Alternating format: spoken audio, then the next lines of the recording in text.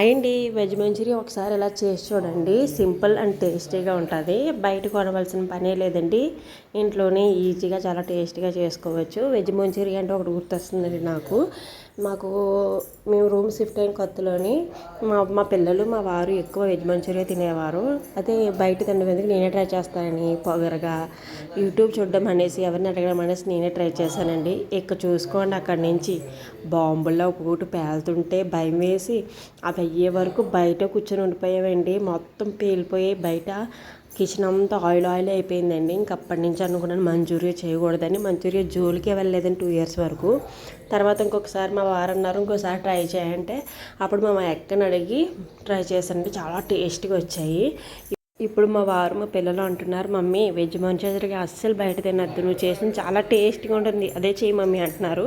Video link కింద ఇస్తానండి. Please ఛానల్లోకి వెళ్ళి చూడండి. బాయ్ అండి.